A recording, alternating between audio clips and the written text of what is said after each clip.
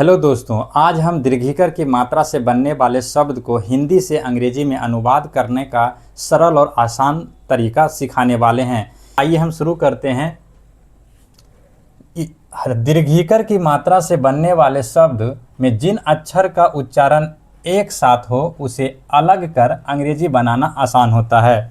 कहने का मेरा मतलब ये हुआ कि दीर्घिकर की मात्रा से बनने वाला जो शब्द है उस शब्द को दो भाग में तोड़ना है। दो भाग में तोड़ने का नियम क्या है कि जिस शब्द का उच्चारण एक साथ हो उसको अलग करते हैं। जैसे अगर हम उदाहरण लेते हैं कि जैसे संजीव है, जब हम संजीव बोलते हैं तो संजीव बोलने के दौरान सोमेश्वर सन का जो है उसका उच्चारण अलग और जीव का उच्चारण एक साथ होता है। तो जैसे उच्चारण हो रहा है ना, उसी अनुसार से हम इसको तोड़ते हैं ताकि बनाने में बहुत आसान होगा।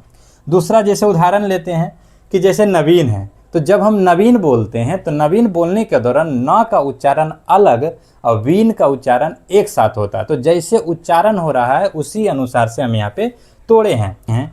ये किसी भी किताब का कॉपी किया हुआ नहीं है, ये किसी भी टीचर के द्वारा समझाया नहीं गया है। सिर्फ हम आपको अपने कॉन्सेप्ट के अनुसार से हम लाए हैं। सिर्फ हमारा उद्देश्य है आपको सिखाने और समझाने में। संजीव में सन का क्या होगा, SAN से होता है सन, और जीव में जे का होता है जो। लेकिन जब यहाँ पे दीर्घिकर की मात्रा लगा हुआ है तो जब दीर्घिकर की मात्रा इसके साथ लगा है इसका उच्चारण लंबा होता है। तो जब लंबा उच्चारण हो तो यहाँ पे हम डबल ई लगाएंगे और वो का होता है भी। हो गया संजीव। देखे कि जब हम इसको तोड़ देते हैं तो कितना आसान से बन जाता है।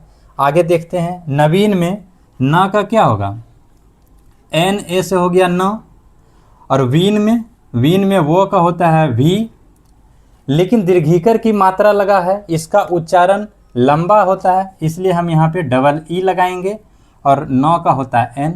हो गया नवीन। लेकिन कुछ ऐसे भी दोस्त हैं, कुछ ऐसे भी आदमी हैं जो कि डबल ई के जगह पे आई भी लगाते हैं। तो वो क्या लिखेंगे, NAVIN नवीन। ठीक है। तो ऐसे अगर सही अगर माना जाए तो डबल ई ही होना चाहिए, लेकिन यदि कोई आई लगाते हैं तो उसको भी गलत 100% नहीं कहा जा सकता। इसलिए इस चीज़ से आपको कंफ्यूज नहीं होना चाहिए।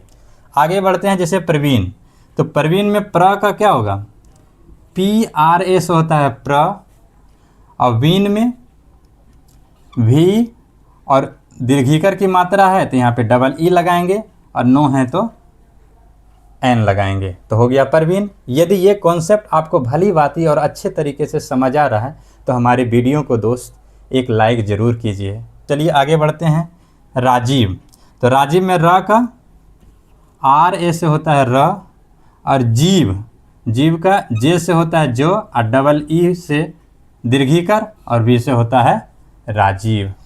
लेकिन कुछ लोग क्या होते हैं कि डबल ई के जगह पे आई भी लगाते हैं। जैसे हो गया RAJ से राज, और जीव का JI भी जीव। हो गया राजीव।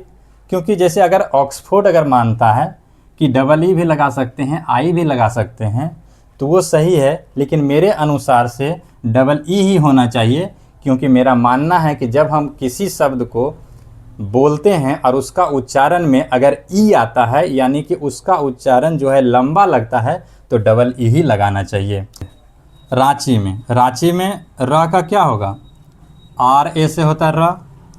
लेकिन हम आपको पिछले वीडियो में बता दिए हैं कि अगर अनुस्वर की मात्रा रहे या चांद बिंदु की मात्रा रहे, जब हम उस अक्षर को जब हम बोलते हैं तो बोलने के दौरान अगर अनुस्वर या चांद बिंदु का उच्चारण ना जैसा लगे तो उसके बदले हम N लगाते हैं। तो जैसे हम रांची बोलते हैं तो रांची बोलने के दौरान अनुस्वर का जो उच्चारण होता है वो नो लगता है, तो नो लगता है, इसलिए यहाँ चांद बिंदु की मात्रा का जो अंग्रेजी अनुवाद होगा वो N होगा।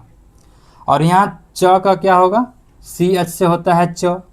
लेकिन यहाँ पे जो दीर्घिकर की जो मात्रा है वहाँ पे डबल ई नहीं लगाएंगे। इसलिए नहीं लगाएंगे कि जब हम रांची बोलते हैं तो रांची बोलने के दौरान जो दीर्घिकर की मात्रा है इसका उच्चारण लंबा नहीं होता है, तो हम यहाँ पे डबल ई के लगा करके नहीं, यहाँ पे हम आई लगाएंगे। हो जाएगा रांची, और यही चीज़ आपको हर जगह पे लिखा हुआ देखने को मिलेगा।